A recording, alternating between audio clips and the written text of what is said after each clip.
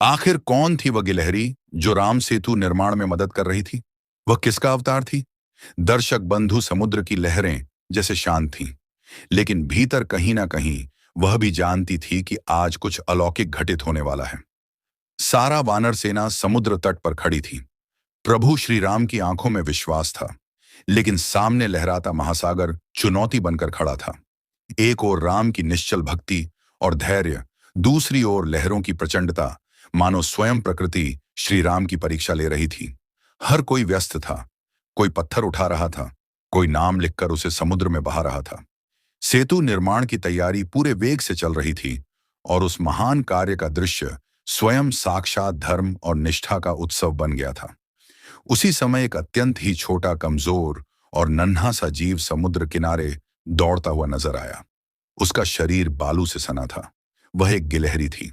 ना उसमें वानरों जैसी ताकत थी, न गरुड़ की तरह उड़ने की क्षमता, ना ही उसका शरीर विशाल था, और ना ही वह किसी कोने में दिखाई भी देती थी।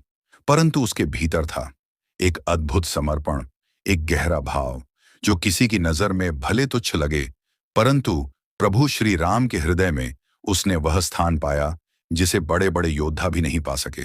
गिलहरी बालू में लौटती, अपने छोटे छोटे पंजों में रेत भरती, और फिर दौड़कर समुद्र की ओर जाती। वहां जाकर उस बालू को उन पत्थरों पर डाल देती जहां वानर सेना पत्थर रख रही थी। फिर दौड़कर वापस आती, लौटती, बालू उठाती, और फिर उसी गति से लौटती। यह कार्य वह बार बार बिना थके, बिना किसी की परवाह किए करती जा रही थी। कुछ वानर पहले हंसे, कुछ ने रोका भी कि तू क्या कर रही है? यह कार्य तुम्हारे जैसे जीव के लिए नहीं, ये तो बड़े बड़े बलशाली योद्धाओं का काम है। लेकिन वह गिलहरी रुकी नहीं। उसकी आंखों में सिर्फ श्री राम की छवि थी, और उसकी आत्मा में केवल यही गूंज रहा था, मैं कुछ छोटा भले हूं, लेकिन प्रभु के कार्य में मेरा छोटा प्रयास भी शायद कुछ काम आ जाए। प्रभु श्री राम यह दृश्य देख रहे थे। उन्होंने वह देखा जो सबने नहीं देखा। उन्होंने उस भावना को पहचाना जो कद में भले छोटी थी, परंतु आत्मा में विराट थी। श्री राम ने अपने करुणा भरे नेत्रों से गिलहरी को देखा, मुस्कुराए और अपनी मधुर वाणी से सबको संबोधित करते हुए कहा, यह गिलहरी कोई सामान्य जीव नहीं है। इसका योगदान उतना ही महान है जितना कि किसी पर्वत को उठाने वाले का, क्योंकि सेवा में भाव ही प्रधान है, कार्य नहीं। जिसने भावना से काम किया, उसने सच्चा धर्म निभाया। और तभी राम ने उस गिलहरी को अपने कोमल हाथों से उठाया, उसकी पीठ पर 3 उंगलियों से स्नेहपूर्वक स्पर्श किया। ऐसा कहा जाता है कि तभी से गिलहरी की पीठ पर 3 धारियां बन गई, जो आज भी हमें याद दिलाती हैं उस दिव्य क्षण की, उस अटूट भक्ति की। परंतु क्या यह सब बस यहीं तक सीमित था? नहीं। यह गिलहरी कौन थी? आखिर उसमें ऐसा दिव्य भाव कैसे उत्पन्न हुआ? क्या वह किसी श्राप का परिणाम थी, या कोई महान आत्मा जिसने अपने पूर्व जन्म में कोई बड़ी भूल की थी? क्यों श्री राम ने उसे इतना ऊंचा स्थान दिया, जबकि उस युग में केवल शक्तिशाली और ज्ञानी ही पूजित होते थे? क्या यह गिलहरी वास्तव में किसी देवी या आर्षी का अवतार थी? प्रिय श्रोताओं, जो आप सोच रहे हैं वह केवल एक प्रतीक नहीं है। यह कथा एक रहस्य है जो रामायण की सबसे छोटी दिखने वाली परंतु सबसे गहरी बातों में से एक है। और आज हम उसी रहस्य का उद्घाटन करेंगे। उस दिव्य गिलहरी की कथा, उसका पूर्व जन्म, उसका श्राप और उसका प्रभु श्री राम से संबंध। जुड़िए हमारे साथ और जानिए गिलहरी कौन थी, किसका अवतार थी, और क्यों वह राम सेतु निर्माण की सबसे अनमोल पात्र बन गई। प्रिय दर्शक बंधु, इस संपूर्ण रहस्य के साथ साथ अब हम सबसे पहले एक दिव्य और प्रेरणादायक कथा के माध्यम से प्रभु श्री राम की उन 3 महान शिक्षाओं को जानने का प्रयास करेंगे, जो उन्होंने कलयुग के समस्त संसार को प्रदान की थी। ऐसी अमूल्य सीखें जिन्हें यदि कोई साधारण मनुष्य भी अपने जीवन में अपना ले तो उसका जीवन कभी दुख से ग्रसित नहीं होगा। तो आइए दर्शक बंधु, आपका बहुमूल्य समय व्यर्थ ना करते हुए अब हम इस पावन कथा की ओर बढ़ते हैं। जहां से आरंभ होती है वह दिव्य यात्रा जो प्रभु श्री राम की अमर सीखों तक हमें पहुंचाएगी। लेकिन आगे बढ़ने से पहले मैं आपसे सिर झुकाकर एक निवेदन करना चाहता हूं। कोई औपचारिक आग्रह नहीं, बल्कि आत्मा की पुकार है। कृपया इस कथा को अधूरा मत छोड़िए।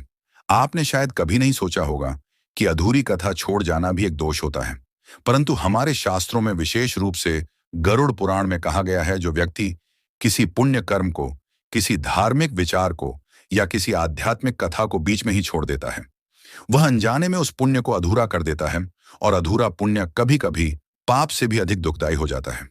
क्योंकि यह कोई साधारण कहानी नहीं है, यह एक ऐसी यात्रा है जो आत्मा को उसके मूल सत्य तक ले जाती है।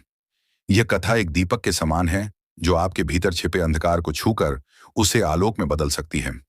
इसलिए हे श्रोता, यदि आपके भीतर धर्म के लिए एक लौ अभी भी जल रही है, यदि आपकी आत्मा अभी भी सत्य को खोज रही है, तो इस पवित्र यज्ञ में अपनी पूरी श्रद्धा से सहभागी बनिए। वीडियो को अंत तक देखिए, क्योंकि यह कोई मनोरंजन नहीं बल्कि आत्मा का मार्गदर्शन है। और यदि आप सच्चे हृदय से सनातन धर्म के अनुयायी हैं, तो इस प्रयास को एक आशीर्वचन दीजिए। हमारे चैनल बजर चैलेंज को सब्सक्राइब कीजिए और नीचे कमेंट में पूरे प्रेम, विश्वास और भक्ति के साथ लिखिए, हरि ओम नमो भगवते वासुदेवाय। क्योंकि जब यह नाम गूंजता है तब समस्त दिशाएं भी धर्म के स्वर में झुक जाती हैं। तो आइए अब चले उस सत्य की ओर जो केवल कथा नहीं बल्कि आत्मा का दर्पण है। अब आरंभ करते हैं आज की वह दिव्य और अद्भुत कथा। बात बहुत पुरानी है। वह समय जब अमरसिंहपुर नामक एक बहुत ही समृद्ध और धन धान्य से भरपूर राज्य था। उस राज्य में राजा विक्रमसेन का राज्य चलता था। परंतु हे भक्तों, राजा विक्रमसेन का स्वभाव अत्यंत विचित्र था। वह बहुत घमंडी था और उसका मन हर समय क्रोध से भरा रहता था। चाहे कोई छोटी सी बात ही क्यों ना हो, वह तुरंत गुस्से में आ जाता। राज दरबार में बैठे मंत्री, सेवक, सैनिक सभी उसके इस रौद्र स्वभाव से डरे रहते थे। राजा का क्रोध इतना अधिक था कि किसी की भी हिम्मत नहीं होती थी कि उसके सामने कोई बात कह सके। कोई उसे समझाने की कोशिश भी नहीं करता, क्योंकि उसके गुस्से की अग्नि किसी को भी जला सकती थी। राजा विक्रमसेन की कई रानियां थीं, परंतु उन सभी में रानी अमरप्रभा का नाम विशेष रूप से लिया जाता था। वह रानी अत्यंत रूपवती थी, बहुत ही विनम्र, शीलवती और अत्यंत व्यवहार कुशल। उनका हृदय करुणा और भक्ति से भरा हुआ था। समय भगवान की गति से चलता रहा। एक दिन की बात है जब राजा विक्रमसेन और रानी अमरप्रभा प्रभु का स्मरण करते हुए अपने महल के समीप स्थित एक सुंदर राजकीय उद्यान में सैर को निकले। यह उद्यान राज्य का सबसे सुंदर स्थान माना जाता था। वहां फूलों की दिव्य सुगंध और पक्षियों के मधुर कलरव से पूरा वातावरण भक्तिमय हो जाता था। उसी उद्यान में एक विशाल और छायादार वृक्ष था। उसी वृक्ष की डालियों पर उस दिन अचानक एक जोड़ा तोता और मैना आकर बैठ गया। वे दोनों पक्षी इतने सुंदर थे कि मानो स्वर्ग से उतरे कोई दिव्य दूत हो। जैसे ही राजा और रानी की दृष्टि उन पक्षियों पर पड़ी, उनकी बातें उसी ओर मुड़ गईं। राजा ने मुस्कुराते हुए रानी की ओर देखा और कोमल स्वर में पूछा, प्रिय अमरप्रभा, क्या तुम बता सकती हो कि यह दोनों पक्षी नर हैं या मादा? रानी ने शांत मन से उत्तर दिया, महाराज, जैसे हर जीव की जोड़ी नर मादा होती है, वैसे ही यह भी नर और मादा ही प्रतीत हो रहे हैं। राजा हंसते हुए बोले, रानी, यह कोई जरूरी तो नहीं कि हर जोड़ी नर मादा ही हो। यह भी हो सकता है कि दोनों नर हों या दोनों मादा, शायद यह दोनों भाई ही हों। रानी ने सरलता से हंसते हुए कहा, महाराज, मुझे लगता है कि आप इनकी पहचान में भूल कर रहे हैं। यह निश्चित ही नर और मादा हैं। राजा ने अपना मत दोहराते हुए कहा, मैं कहता हूं यह दोनों भाई हैं। रानी ने अपनी बात पर विश्वास रखते हुए उत्तर दिया, नहीं महाराज, यह नर मादा की जोड़ी ही है। अब यह प्रेम भरी बात धीरे धीरे एक बहस का रूप ले बैठी। राजा बार बार यही कहते रहे कि यह दोनों नर हैं, जबकि रानी अपनी बात पर दृढ़ रही। दोनों अपने अपने तर्क देते रहे और थोड़ी ही देर में यह सहज वार्ता एक तीखी बहस बन गई। हे श्रोताओं, राजा विक्रमसेन का अभिमान अब घायल हो चुका था। उसे यह बर्दाश्त नहीं हुआ कि रानी उसकी बात न माने। क्रोध की अग्नि उसके मुख पर झलकने लगी। उसका चेहरा तमतमा उठा। फिर उसने कठोर स्वर में कहा, रानी अमरप्रभा, यदि यह दोनों पक्षी सचमुच नर निकले जैसा मैं कहता हूं, तो मैं तुम्हें अमरसिंहपुर से निष्कासित कर दूंगा, और यदि यह जोड़ा नर मादा का निकला जैसा तुम कहती हो, तो मैं स्वयं 14 वर्षों के लिए इस राज्य का त्याग कर दूंगा। हे भक्तों, देखिए, एक छोटी सी बात कितनी बड़ी परीक्षा बन गई। एक पक्षी की चर्चा अब एक राजकीय व्रत और तप जैसी शर्त में बदल चुकी थी। राजा ने तुरंत एक शिकारी को बुलाया और आदेश दिया, इस पेड़ पर जो पक्षी बैठे हैं उन्हें तुरंत पकड़ कर लाओ। और फिर एक ऐसे मनुष्य को भी बुलाया गया जो पक्षियों का विशेष जानता था। राजा ने उससे कहा, तुम्हें बताना होगा कि यह दोनों पक्षी नर हैं या मादा? उस व्यक्ति ने हाथ जोड़कर उत्तर दिया, ठीक है महाराज, जैसा आप कहें। अब शिकारी ने अपने जाल को धीरे से फैलाया और उन दोनों पक्षियों को पकड़ लिया। रानी अमर प्रभा जानती थी कि यह दोनों पक्षी नर और मादा हैं। उन्होंने बहुत ही शांति और चतुराई के साथ उस पक्षी विशेषज्ञ को एकांत स्थान पर बुलाया। फिर बड़ी श्रद्धा और नम्रता से उसके हाथ में 100 स्वर्ण मुद्राएं रखकर वह बोली, भैया, मैं अपने महाराज से बहुत प्रेम करती हूँ। मेरे प्रभु ही इस राज्य के आधार हैं। उनके बिना यह राज्य कभी नहीं टिक पाएगा। इसलिए मैं चाहती हूँ कि इस कठिन शर्त में आप राजा को जितवा दीजिए। अगर मुझे राज्य से निकाल भी दिया गया तो भी मेरे स्वामी इस राज्य को भली प्रकार चला सकेंगे। पर यदि राजा स्वयं 14 वर्षों के लिए चले गए तो यह राज्य बिना संचालन के उजड़ जाएगा। आप तो जानते हैं ना भैया, जहां कोई राजा नहीं होता वहां पर दुख, संकट और अराजकता आ जाती है। डाकू, लुटेरे, अन्याय लोग प्रजा पर अत्याचार करने लगते हैं। बस इसलिए आपको झूठ बोलकर राजा को विजय दिलानी होगी। पक्षी विशेषज्ञ ने हाथ जोड़कर कहा, ठीक है महारानी जी, जैसे आप कहेंगी मैं वैसा ही करूंगा। इधर शिकारी भी उन दोनों पक्षियों को पकड़ लाया और उन्हें राजा विक्रमसेन के सामने पेश किया। राजा ने उस पक्षियों के झांता से पूछा, हाँ भाई, अब तुम बताओ ये दोनों पक्षी क्या हैं? दोनों नर हैं या मादा? अब वह पक्षियों का जानकार, जो पहले ही रानी अमर प्रभा से स्वर्ण मुद्राएं ले चुका था, उसे अब रानी की बात को सच साबित करना था। हालांकि वास्तव में एक नर था और एक मादा। लेकिन उसने कहा, महाराज, यह दोनों पक्षी नर हैं। राजा को क्या पता था कि वह झूठ बोल रहा है। राजा को जब यह उत्तर मिला तो उन्हें भीतर से अत्यंत प्रसन्नता हुई। उन्होंने रानी की ओर देखा और क्रोधित होकर बोले, रानी, तुम घमंडी हो गई हो। तुमने मेरी बात नहीं मानी। अब तुम शर्त हार चुकी हो। अब तुम्हें राज्य छोड़कर जाना ही होगा। अब रानी अमर प्रभा को देश निकाला मिल चुका था। उन्होंने झूठ के सहारे यह निर्णय ले तो लिया, पर उनके मन में गहरी पीड़ा उठी। वह सोचने लगी, अब मुझे अपने पति से अलग होना पड़ेगा। मैं ये सब कैसे सहन करूंगी? तब रानी ने नम्रता से राजा से प्रार्थना की, महाराज, मुझे देश निकाला मत दीजिए। मैं इस समय गर्भवती हूं।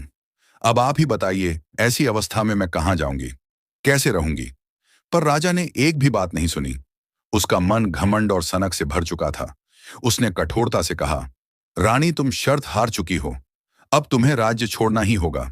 फिर राजा ने सिपाहियों को बुलाया और कहा, हमारी रानी को पकड़कर राज्य की सीमा से बाहर किसी घने जंगल में छोड़ आओ। सैनिकों ने राजा का आदेश माना। वे रानी अमर प्रभा को ले गए। राज्य की सीमा पार करके एक निर्जन वन में उन्हें अकेला छोड़ दिया। अब रानी सोचने लगी, हे ईश्वर, अब मैं क्या करूंगी? मैं अपनी रक्षा कैसे करूंगी? मैं इस जंगल में कैसे जीवित रहूंगी? सैनिकों ने लौटकर राजा को सूचना दी, महाराज, हमने रानी को जंगल में छोड़ दिया है। राजा विक्रमसेन को इससे कोई फर्क नहीं पड़ा। उसकी कई रानियां थीं। एक के चले जाने से उसे कोई दुख नहीं हुआ। इधर रानी की हालत बहुत खराब हो चुकी थी। वह गर्भवती थी। वह कभी झाड़ियों के पीछे छुप जाती, कभी वृक्षों के पत्ते और फल खाकर अपना जीवन काटने लगी। ऐसे करते करते 3 महीने बीत गए। कोई भी उनका ध्यान रखने वाला नहीं था। पर कहते हैं, जिसके पास कोई नहीं होता उसके पास स्वयं भगवान होते हैं। एक दिन उदयपुर के राजा सूरजभान शिकार खेलने उसी जंगल में आए। शिकार करते करते वे उसी स्थान पर पहुंचे जहां रानी अमर प्रभा रहती थी। रानी ने घोड़ों की आवाज सुनी तो डर के मारे झाड़ियों में छुप गई। राजा सूरजभान को झाड़ियों में हलचल सुनाई दी। उन्होंने सोचा, यहां कोई शिकार है। राजा ने आदेश दिया, इन झाड़ियों को चारों ओर से घेर लो, कुछ ना कुछ अवश्य छिपा है। सैनिकों ने तीर और तलवारें लेकर झाड़ियों को चारों तरफ से घेर लिया। रानी यह देखकर डर गई। रानी अमर प्रभा सोचने लगी, हे प्रभु, आज तो यह लोग मुझे शिकार समझकर मार ही डालेंगे।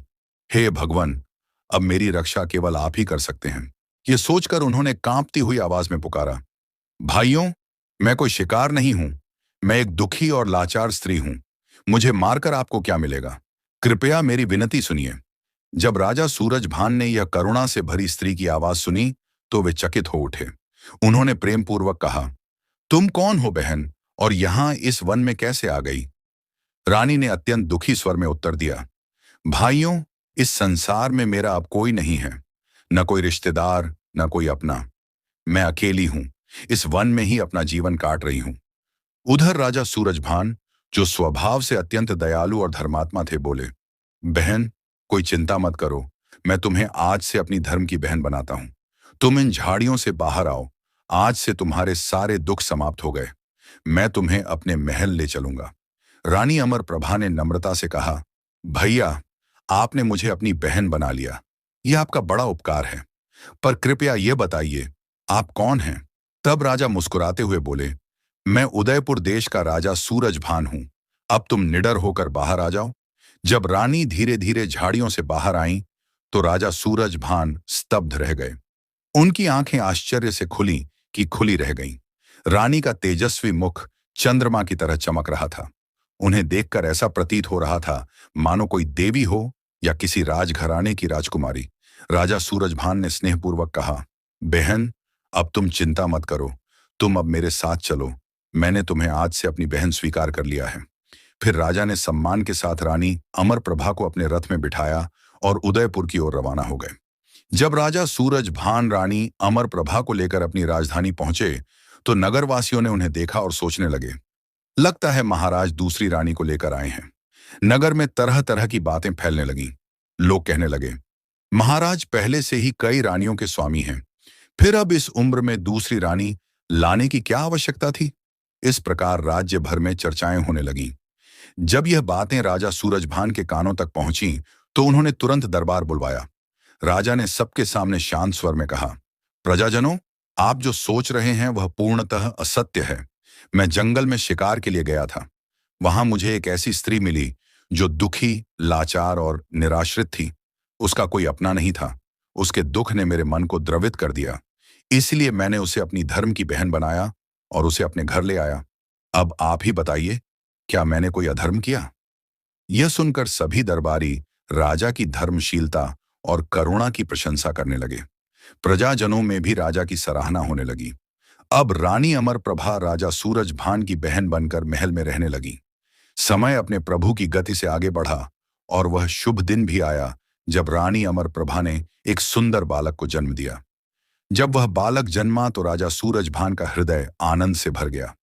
उन्होंने हर्षित होकर कहा, आज मेरे भांजे का जन्म हुआ है। यह दिन मेरे जीवन का सबसे सुंदर दिन है। इस अपार हर्ष के अवसर पर राजा सूरजभान ने पूरे राज्य को आमंत्रित किया। नगर को दुल्हन की तरह सजाया गया। चारों ओर उत्सव और मंगलाचार गूंजने लगे। जब वह दिव्य बालक 7 दिन का हुआ, तो राजा ने नामकरण संस्कार का आयोजन करवाया। राजमहल में बड़े बड़े विद्वानों और ब्राह्मणों को बुलवाया गया। जब पवित्र ब्राह्मणों ने अपनी पोथियां खोलीं और वे उस दिव्य बालक का नामकरण करने लगे, तो राजा सूरजभान बड़ी श्रद्धा से बैठकर देखने लगे। परंतु जब सभी ब्राह्मण अलग अलग नाम बताने लगे, कोई कुछ कह रहा था, कोई कुछ और, तो राजा का मन व्याकुल होने लगा। वे बोले, तुम लोग इतने ज्ञानी कहलाते हो, फिर भी एक बालक का नाम ठीक से नहीं रख पा रहे। राजा का मन अब धीरे धीरे क्रोध से भरने लगा। उन्होंने अपने सेनापति को आदेश दिया, इन सभी ब्राह्मणों को कारागार में डाल दो। ये सब व्यर्थ ही पोथियाम लेकर घूमते हैं, पर किसी को भी सच्चा ज्ञान नहीं है। राजा की आज्ञा पर सभी ब्राह्मणों को बंदी गृह में डाल दिया गया। फिर राजा ने घोषणा कर दी, जो कोई भी मेरे भांजे का सच्चा और योग्य नाम रखेगा, उसे मैं मनचाहा इनाम दूंगा। लेकिन अब राज्य में कोई भी ब्राह्मण आगे नहीं आया। सभी डरते थे कि यदि नाम राजा को पसंद नहीं आया, तो उन्हें भी कारागार में डाल दिया जाएगा। उसी समय पड़ोसी नगर से एक बूढ़ा ब्राह्मण भगवान के नाम का जाप करता हुआ राज्य में प्रवेश कर रहा था। वह थका हारा चल रहा था और उसकी चाल में अनुभव का तेज था। कुछ सैनिकों की उस पर दृष्टि पड़ी। उन्होंने आपस में कहा, यह बहुत वृद्ध ब्राह्मण है, लगता है बहुत ज्ञानी भी है। शायद यही हमारे महाराज के भांजे का नामकरण ठीक से करवा दें। वे सैनिक उस ब्राह्मण के पास गए और बोले, ब्राह्मण देव, हमारे महाराज सूरजभान के महल में एक दिव्य बालक का जन्म हुआ है। आपको उसका नामकरण संस्कार करना है, लेकिन कृपया ध्यान रखें, अब तक कई ब्राह्मण जेल जा चुके हैं, क्योंकि वे ठीक से जन्म का समय, मुहूर्त और नाम नहीं निकाल पाए। वह बूढ़ा ब्राह्मण मुस्कुराया और शांत स्वर में बोला, ठीक है पुत्रों, मैं तुम्हारे साथ चलता हूं। जो कुछ भी प्रभु की इच्छा होगी वही होगा।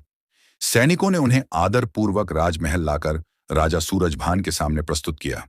राजा ने उन्हें देखकर हाथ जोड़कर स्वागत किया, उचित आसन दिया और बोले, ब्राह्मण देव, मेरे भांजे का जन्म हुआ है।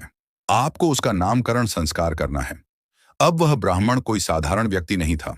वह अत्यंत ज्ञानी, धर्मशील और प्रकांड विद्वान था। उसने अपनी पोथी खोली और कहा, महाराज, मैं इस बालक का सही नामकरण कर सकता हूं, पर मेरी एक शर्त है। राजा ने नम्रता से कहा, कहिए ब्राह्मण देव, आपकी क्या शर्त है? ब्राह्मण बोला, हे राजन, मेरा आपसे विनम्र निवेदन है, जिन ब्राह्मणों को आपने कारागार में डाला है, कृपया उन सबको मुक्त कर दीजिए। राजा ने थोड़ी देर सोचा और फिर बोला, ठीक है, मैं उन सभी ब्राह्मणों को रिहा कर दूंगा। आप बस मेरे भांजे का नाम अच्छे से रख दीजिए। ब्राह्मण ने सहमति दी और अपनी पवित्र पोथी खोल ली। उसने बालक की कुंडली, ग्रह नक्षत्र और गुण देखे। फिर राजा की ओर देखकर शांत स्वर में बोला, हे राजन, यह बालक किसी दूसरे राज्य का पुत्र है। इसके जन्म का स्थान बदल गया है, पर इसके भीतर राजाओं जैसे दिव्य गुण हैं। इस बालक का जीवन उजियारा होगा, इसका भविष्य तेजस्वी होगा, इसलिए इस बालक का नाम आज से होगा उज्ज्वल। ब्राह्मण के मुख से यह दिव्य नाम सुनते ही राजा, रानी और उपस्थित सभी लोग प्रसन्नता से भर गए। सबने कहा, यह नाम तो वास्तव में इस बालक के तेज को दर्शाता है। राजा को भी बालक का यह नाम बहुत अच्छा लगा। राजा ने उसी समय अपने यहां पर बंद किए गए सभी ब्राह्मणों को आजाद कर दिया और उस बूढ़े ब्राह्मण को दान दक्षिणा देकर आदर से विदा किया। समय प्रभु की गति से चलता गया। अब उज्ज्वल धीरे धीरे बड़ा होने लगा था। जब वह 7 वर्ष का हुआ तो वह भी अन्य बच्चों के साथ खेलकूद में लग गया। एक दिन की बात है, बालक उज्ज्वल अपने कुछ मित्रों के साथ नगर के बाहर की ओर खेलने चला गया। वहीं एक रेतीला स्थान था। उन्होंने मिलकर वहां रेत का एक किला बनाया। उसी समय से वहां से जमशेद सौदागर नाम का एक व्यापारी गुजर रहा था। उस सौदागर के पास सैकड़ों ऊंट थे। उसका काम था राजाओं के सामान को एक राज्य से दूसरे राज्य तक पहुंचाना। जमशेद सौदागर अपने बड़े काफिले के साथ आ रहा था। उसके साथ बहुत सारे ऊंट और नौकर थे। जब जमशेद सौदागर ने बच्चों को खेलते देखा तो उसने ऊंची आवाज में कहा, बच्चों, यहां से हट जाओ। परंतु उज्ज्वल, जो कि एक निडर और साहसी बालक था, वह सामने खड़ा हो गया और कहने लगा, तुम कौन हो? क्या तुम कोई दुश्मन हो जो हमारे रेत के किले पर हमला करने आए हो? मैं अपने किले की रक्षा कर रहा हूं। तुम अपने ऊंटों को लेकर किसी और रास्ते चले जाओ। उज्ज्वल की यह वाणी सुनकर सौदागर के मन में अहंकार भर आया। वह सोचने लगा, मैं कोई साधारण मनुष्य नहीं, मेरा तो संग राजाओं से है।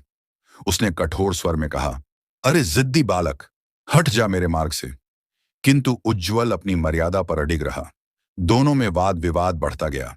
सौदागर ने क्रोध में आकर उज्ज्वल पर हाथ उठा दिया। पीड़ा से व्यथित उज्ज्वल रोता हुआ महल की ओर भागा और जाकर अपने मामा, परम धर्मात्मा राजा सूरजभान से बोला, मामा जी, आज जब मैं नगर के बाहर क्रीड़ा कर रहा था तो एक जमशेद नामक सौदागर आया। उसने मेरे द्वारा बनाए गए किले को तोड़ दिया और मुझ पर प्रहार भी किया। राजा सूरजभान को यह सुनकर बड़ा आघात पहुंचा। उन्होंने अपने प्रिय भांजे को समीप बिठाया और स्नेहपूर्वक कहा, बेटा, तू चिंता मत कर। जिसने तुझ पर अन्याय किया है उसे उसका दंड अवश्य मिलेगा। तत्क्षण राजा ने अपने कुछ वीर सैनिकों को साथ लिया और उस दिशा में प्रस्थान किया जहां से सौदागर आया था।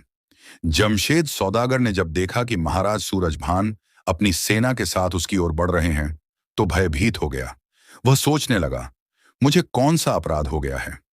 भयवश वह महाराज के सम्मुख उपस्थित हुआ और हाथ जोड़कर निवेदन करने लगा, महाराज, मैं तो एक व्यापारी हूं। आप जैसे धर्मपरायण राजा मुझ पर क्यों रुष्ट हैं? यदि मुझसे कोई भूल हुई हो तो क्षमा करें। महाराज ने गंभीर स्वर में कहा, तूने मेरे भांजे पर हाथ उठाया है, उसे मैं पुत्रवत स्नेह देता हूं। तेरा अपराध क्षम्य नहीं है। सौदागर व्याकुल होकर महाराज के चरणों में गिर पड़ा और बोला, मुझसे अज्ञानवश भारी भूल हो गई, मुझे क्षमा करें। सौदागर ने क्षमा याचना स्वरूप 1,00,000 अशर्फियां भेंट की। राजा ने उसका पश्चाताप देख क्षमा प्रदान की और उसे दरबार में आमंत्रित किया। महल में सौदागर और उज्ज्वल का परिचय कराया गया। सौदागर ने उज्ज्वल से क्षमा मांगी और दोनों के बीच सौहार्द का भाव बढ़ने लगा। कुछ समय पश्चात जब सौदागर ने रानी अमरप्रभा के दर्शन किए तो उसके अंतःकरण में विकार उत्पन्न हुआ।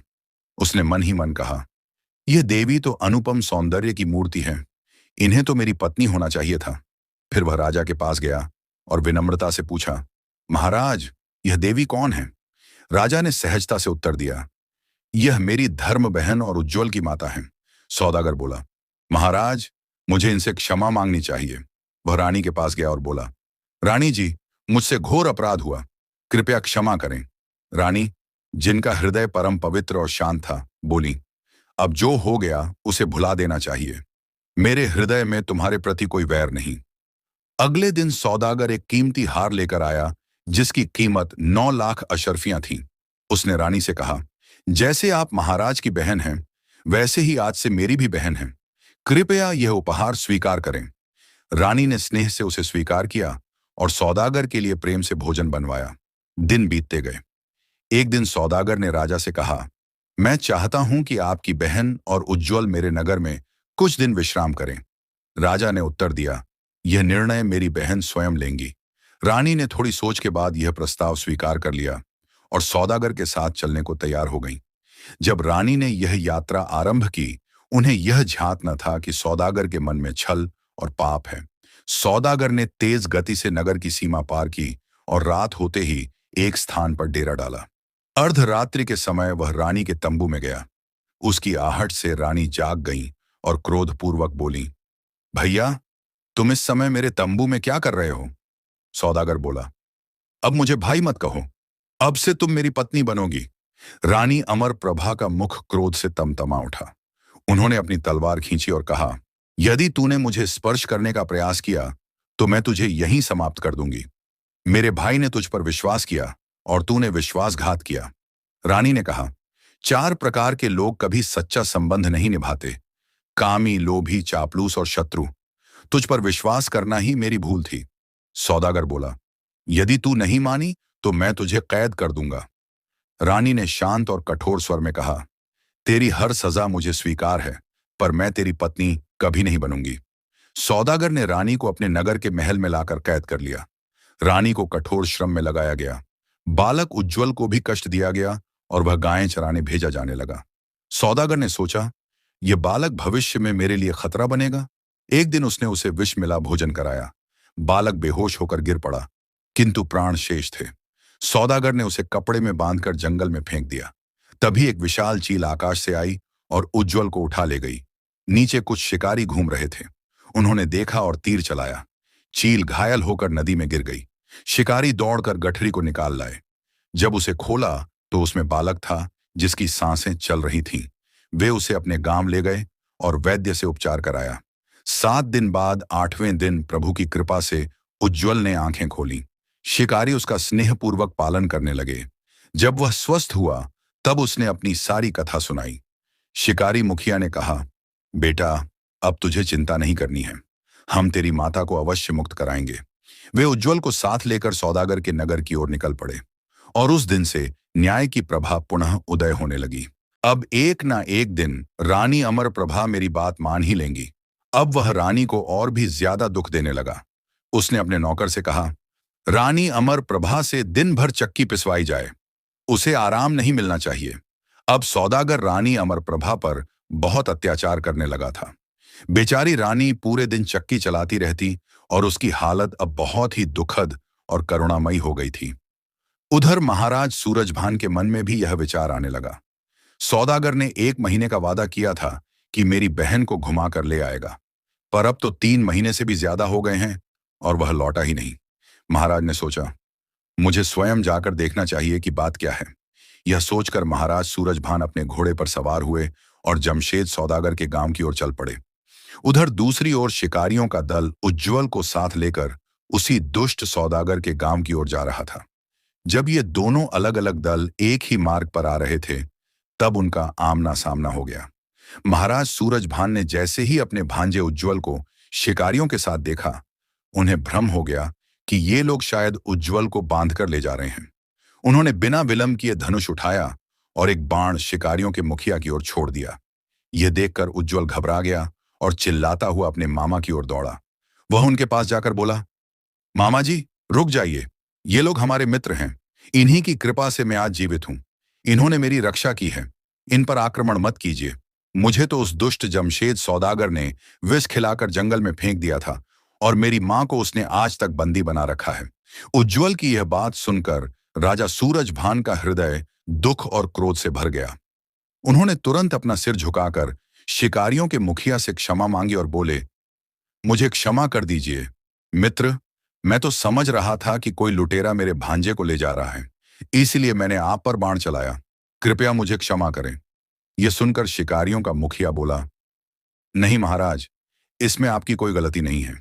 मैं तो स्वयं आपके भांजे को साथ लेकर उस पापी सौदागर को सबक सिखाने जा रहा था। अब हम उसे जीवित नहीं छोड़ेंगे। फिर उन्होंने आपस में विचार विमर्श किया और सौदागर से बदला लेने के लिए सभी उस ओर चल दिए। अब जानिए उस राजा विक्रमसेन की कथा, जो रानी अमरप्रभा के पति थे और जिन्होंने कभी रानी को देश निकाला दिया था। वे अब पश्चाताप कर रहे थे। सोचते थे, मैंने रानी अमरप्रभा को निकाल तो दिया, पर उसके बाद किसी भी रानी से मुझे संतान नहीं हुई। अब तो लगता है कि मेरा वंश ही समाप्त हो जाएगा। काश मुझे मेरी रानी अमरप्रभा फिर से मिल जाती। लेकिन वे कर भी क्या सकते थे। उसी दिन राजा विक्रमसेन को जमशेद सौदागर के घर एक व्यापारिक काम से जाना था, क्योंकि जमशेद सौदागर का सभी राजाओं से उठना बैठना था। उसका महल किसी राजा के महल से कम नहीं था।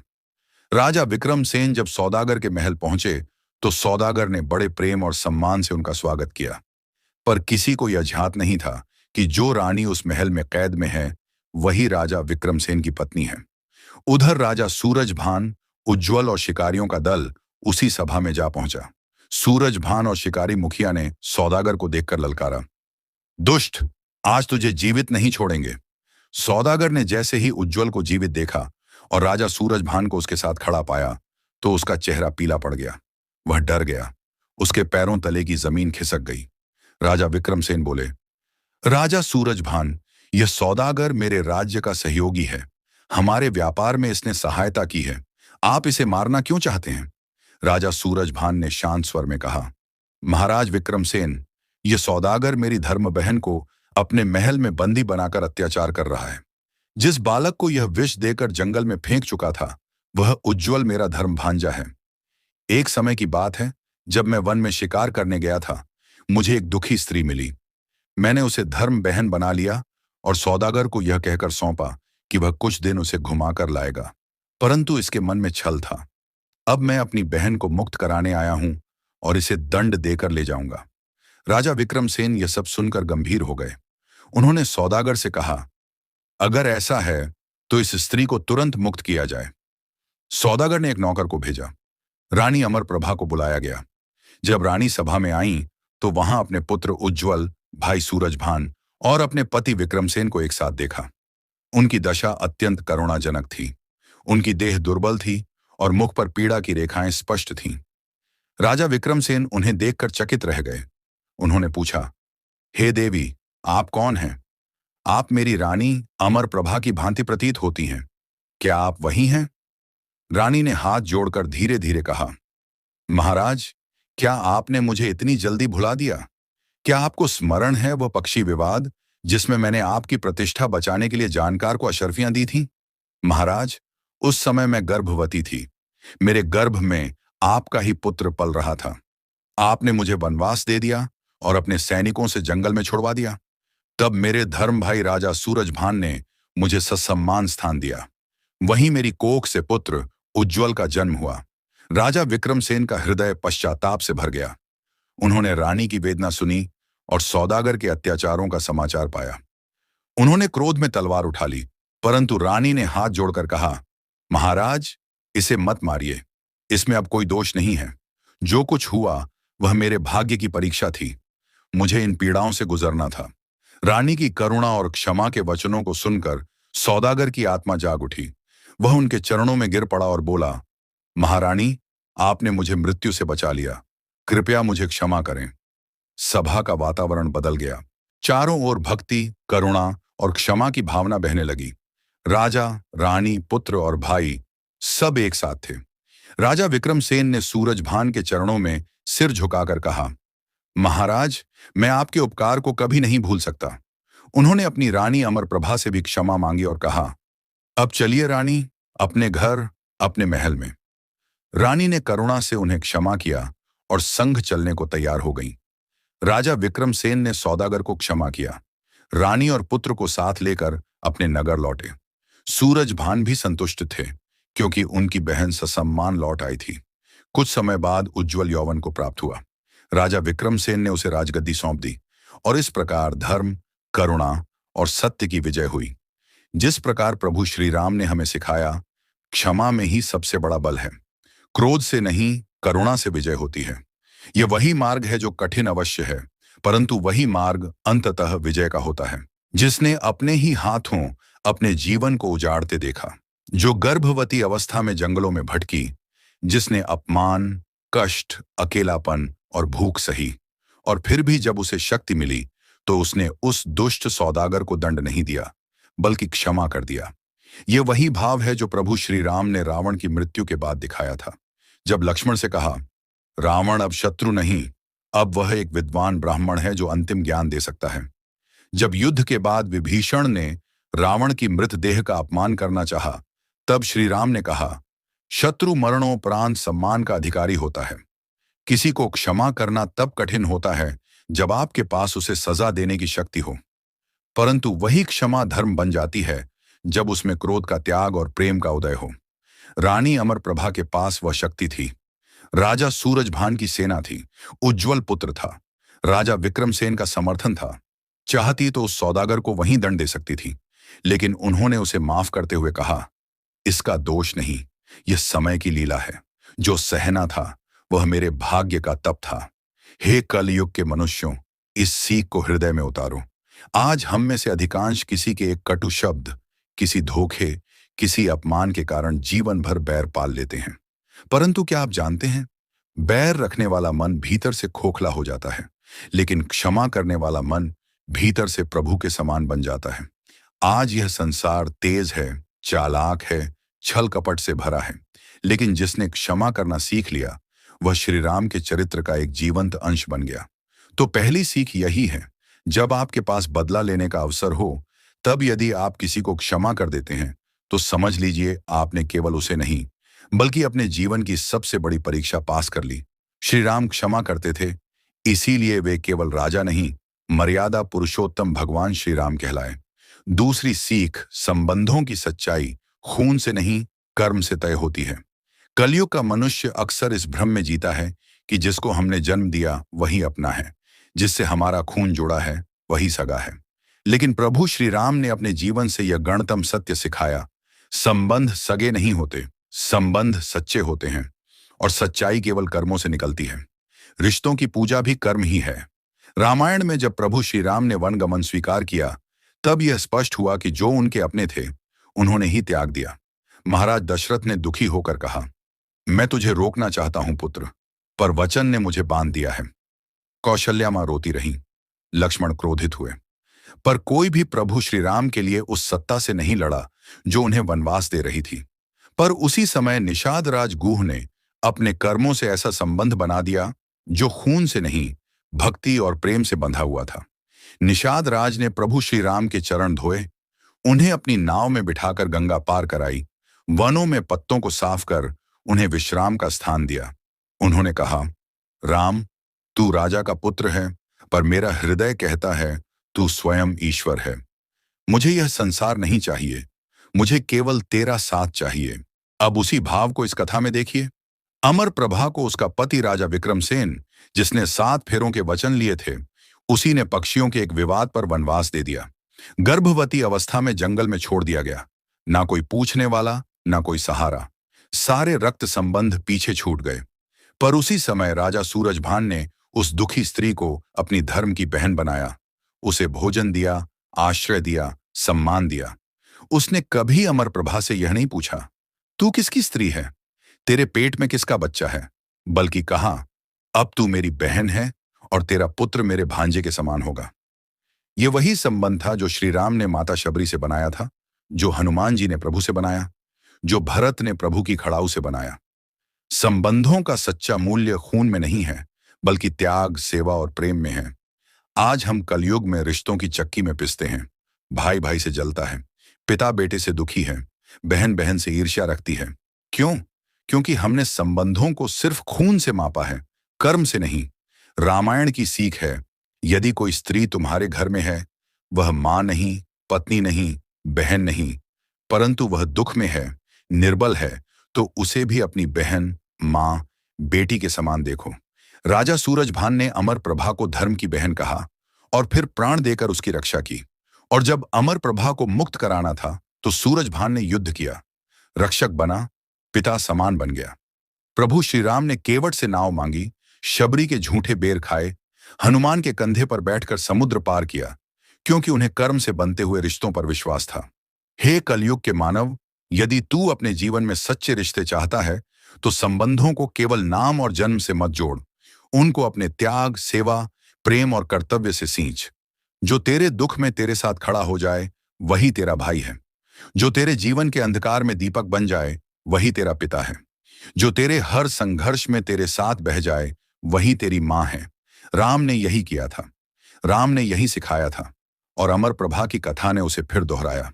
तो हे दर्शक जन, अगली बार जब आप रिश्तों को परखें तो खून नहीं, कर्म देखिए, रूप नहीं, भाव देखिए, नाम नहीं, त्याग देखिए। तीसरी सीख, स्त्री के सम्मान की रक्षा ही सच्चा धर्म है। कल युग का मनुष्य बहुत कुछ जानता है, पर एक बात भूलता जा रहा है। जिस समाज में स्त्रियों का अपमान होता है वहां कभी धर्म नहीं टिकता, और जहां स्त्री का सम्मान होता है वहां स्वयं प्रभु निवास करते हैं। रामायण में जब रावण ने माता सीता का अपहरण किया तो प्रभु श्री राम ने केवल एक पत्नी के रूप में नहीं, बल्कि एक स्त्री के सम्मान की रक्षा के लिए पूरे असुर वंश के विनाश का व्रत ले लिया। उन्होंने वानर सेना को जोड़ा, सेतु बांधा, लंका जलाई, लेकिन उनकी दृष्टि केवल एक थी, सीता को सम्मानपूर्वक वापस लाना। अब देखिए अमर प्रभा की यह कथा। उसे उसके ही पति ने वनवास दे दिया, एक स्त्री को जिसने कोई अपराध नहीं किया, सिर्फ इसीलिए कि उसने सत्य की रक्षा की। और फिर एक कपटी सौदागर ने उसे अपनी बहन बनाकर महल से बुलाया, लेकिन नियत में था उसे अपनी इच्छाओं की दासी बनाना। स्त्री का सम्मान क्या होता है यह सौदागर नहीं जानता था। वह यह समझ बैठा कि धन, बल और चालाकी से एक स्त्री को झुका सकता है, लेकिन वह भूल गया, स्त्री केवल देह नहीं होती, वह शक्ति होती है। वह केवल सौंदर्य नहीं होती, वह आत्मा होती है। वह केवल कोमलता नहीं, वह चंडी का रूप होती है। जब अमर प्रभा ने खड्ग निकाला तो उसका स्वर वह नहीं था जो केवल एक पीड़िता का हो, वह एक देवी का था।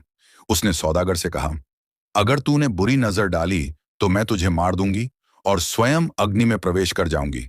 यह स्वर रामायण की माता सीता का स्वर था, जो कहती हैं, मैं अग्नि की शुद्ध ज्वाला हूं, जिसने स्पर्श किया वह भस्म हो जाएगा। अमर प्रभा को कैद में डालकर सौदागर ने उसे चक्की चलाने पर मजबूर किया। उसका पुत्र उज्ज्वल भी दुख भोगता रहा। लेकिन देखो, समय ने वह दृश्य भी दिखाया जहां प्रभु ने सिखाया था, जो स्त्री के सम्मान के लिए खड़ा होता है उसका साथ स्वयं ईश्वर देते हैं। सूरजभान ने, उज्ज्वल ने और यहां तक कि रानी के पूर्व पति विक्रमसेन ने भी जब अपनी भूल को स्वीकार किया, तब अमर प्रभा के सम्मान की रक्षा के लिए सब खड़े हो गए, और अंत में सौदागर ने रानी के चरणों में गिरकर क्षमा मांगी। कलयुग में हम कहते हैं, औरत क्या कर सकती है, स्त्रियों को इतना अधिकार क्यों चाहिए, वह घर ही तो संभालती है। लेकिन हम यह भूल जाते हैं, स्त्री घर नहीं संभालती, वह पीढ़ियों की आत्मा को संभालती है। वह सम्मान नहीं, एक संस्कृति होती है। उसका अपमान केवल एक व्यक्ति नहीं, पूरे समाज के पतन की शुरुआत होता है। रामायण ने रावण को इसलिए मारा क्योंकि उसने एक स्त्री का सम्मान छीना। प्रभु श्री राम ने स्वयं अग्नि परीक्षा के बाद माता सीता को त्याग दिया, लेकिन यह निर्णय व्यक्तिगत नहीं, समाज के न्याय के लिए था। वह जानते थे एक स्त्री के सम्मान पर शंका भी छाया डाल सकती है, तो उसे दूर करना ही धर्म का मार्ग है। आज जब कोई बहन, बेटी, पत्नी, मां अपमानित होती है तो केवल वह नहीं टूटती, हमारा समाज, धर्म और मूल्य टूटते हैं। अमर प्रभा की कथा हमें यही बताती है, स्त्री को देवी समझो।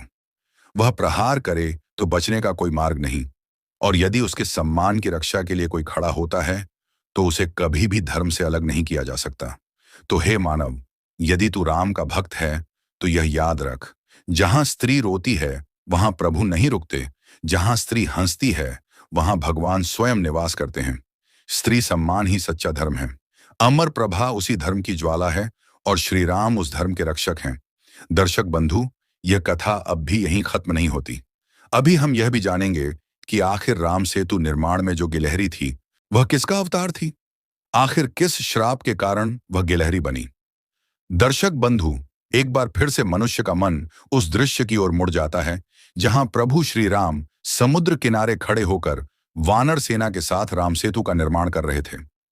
विशाल पत्थर समुद्र में डाले जा रहे थे और हर ओर युद्ध की तैयारी की हलचल थी। लेकिन उसी बीच एक छोटी सी गिलहरी बार बार रेत में लौटती, फिर अपने शरीर पर रेत के कणों को समेटती और जाकर राम सेतु में रखे पत्थरों पर वह रेत गिरा आती। वानर हंसते, कुछ टोकते, ये छोटी जीव, तेरे रेत के कण क्या सेतु बनाएंगे? लेकिन श्री राम मुस्कुराकर उस गिलहरी को अपनी हथेली में उठा लेते हैं, उसके पीठ पर 3 उंगलियों से सहला देते हैं और कहते हैं, इसकी भक्ति मेरे लिए पत्थरों से भी भारी है। परंतु क्या कभी आपने सोचा है, यह गिलहरी कौन थी? क्या वह बस एक साधारण जीव थी या उसका कोई दिव्य रहस्य था? पुराणों में एक गढ़ किंवदंती है जो कहती है कि वह गिलहरी दरअसल त्रेता युग की नहीं, बल्कि सतयुग की एक तपस्विनी थी। उसका नाम था अनुसूया और वह अत्रि मुनि की एक शिष्या थी। अत्यंत रूपवती, ज्ञानवान और तपस्विनी अनुसूया ने जीवन भर ब्रह्मचर्य का पालन किया था। वह न केवल योगिनी थी, बल्कि उसकी तपस्या इतनी गहन थी कि देवता भी उससे प्रभावित रहते थे। एक दिन जब वह गहन तपस्या में लीन थी, तभी स्वर्ग से एक देवता, जो सौंदर्य का अधिपति कहा जाता था, उसने अनुसूया की तपोशक्ति को देखकर परीक्षा लेने की ठानी। जब अनुसूया भोजन देने लगी तो उसने कहा, तुम्हें भोजन तभी दूंगा जब तुम बिना वस्त्र के सेवा करोगी। अनुसूया स्तब्ध रह गई। वह जानती थी कि यह कोई सामान्य याचक नहीं, बल्कि कोई परीक्षा है। अपनी ब्रह्मचर्या की रक्षा करते हुए उसने वह सेवा भी की और अपनी तपोशक्ति से उस देवता को शिशु बना दिया। लेकिन यही उसका दोष बन गया। ब्रह्मा, विष्णु और महेश प्रकट हुए और बोले, हे देवी, तुमने देवों की मर्यादा को भंग किया है। यद्यपि तुमने कोई पाप नहीं किया, परंतु सत्य युग की मर्यादा में यह आचरण उचित नहीं। अतः तुम्हें एक युग तक पशु रूप में जन्म लेना होगा, ताकि तुम्हारा अहम पूर्णतः नष्ट हो जाए। अनुसूया ने सिर झुका लिया और कहा, मैं यह दंड भी सेवा मानकर स्वीकार करती हूं, लेकिन एक वरदान दीजिए, जब मैं पशु रूप में रहूं तब भी मुझे प्रभु की सेवा का अवसर मिले। तीनों देवता प्रसन्न हो गए और बोले, त्रेता युग में जब विष्णु श्री राम रूप में अवतार लेंगे, तब तुम एक गिलहरी बनकर उनके सेतु निर्माण में सहभागी बनोगी। यही कारण था कि वह गिलहरी, जो किसी को छोटी दिखती थी, वास्तव में आत्मा की दृष्टि से एक महान तपस्विनी थी। उसके शरीर पर जो 3 धारियां थीं, वे श्री राम की 3 उंगलियों के चिन्ह थे और यही उसकी हजारों जन्मों की तपस्या का साक्ष्य बनी। जब वह गिलहरी सेतु निर्माण में लगी थी, तो उसे यह स्मरण था कि यह केवल रेत नहीं, बल्कि उसकी आत्मा की पुकार है। वह हर बार जब समुद्र की ओर जाती, तो उसका मन कहता, प्रभु, मुझे उस वानर जैसी शक्ति नहीं मिली, ना ही पत्थर उठाने की सामर्थ्य है, परंतु मेरे पास यह भक्ति है, यह समर्पण है, यह आस्था है जो सागर के भी पार पहुंचा सकती है। और प्रभु श्री राम जानते थे कि हर युग में, हर जीव में सेवा की भावना सबसे बड़ी होती है।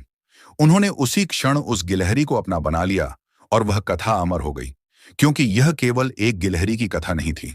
यह उस आत्मा की कहानी थी जिसने श्राप को भी वरदान में बदल दिया, जिसने पशु रूप में भी प्रभु सेवा का अधिकार मांगा और पाया। इसलिए प्रिय भक्तों, जब कभी आपको यह लगे कि आपके पास दूसरों जैसी शक्ति नहीं, पद नहीं, नाम नहीं, तब उस गिलहरी को याद करिए, क्योंकि भक्ति का मूल्य प्रभु के द्वार पर उसके अनुसार नहीं होता जो दिखता है, बल्कि उसके अनुसार होता है जो आत्मा में जलता है। और यही सीख हमें राम सेतु निर्माण से मिलती है कि सबसे छोटी सेवा भी यदि प्रभु को समर्पित हो तो वह अमर हो जाती है। इसलिए जब भी आपके मन में यह विचार आए कि मैं तो बहुत छोटा हूं, मेरी भक्ति से क्या होगा, तब उस गिलहरी की कथा याद करिए, जिसने न केवल प्रभु श्री राम के चरणों में अपना स्थान पाया, बल्कि उसकी पीठ पर आज भी प्रभु की 3 अंगुलियों के चिन्ह अमिट रूप से विद्यमान हैं। क्योंकि प्रभु को आपकी शक्ति नहीं, आपकी नियत चाहिए, आपका मन, आपकी श्रद्धा चाहिए। छोटे से छोटे प्रयास भी यदि प्रेम और समर्पण से किए जाएं, तो वे भी राम सेतु का आधार बन सकते हैं। प्रिय श्रोताओं, यदि यह कथा आपके अंतर्मन को छू गई हो, यदि इस गिलहरी की भक्ति ने आपके हृदय में प्रभु श्री राम के चरणों के प्रति समर्पण की एक लौ जला दी हो, तो निवेदन है कि हमारे चैनल बजूजर चैलेंज को अभी सब्सक्राइब करें। आपका एक सब्सक्रिप्शन हमें और भी ऐसी पावन, भक्तिपूर्ण और आत्मा को छू लेने वाली कथाएं लाने की प्रेरणा देता है। जय श्री राम, जय भक्त की भक्ति, जय सनातन धर्म।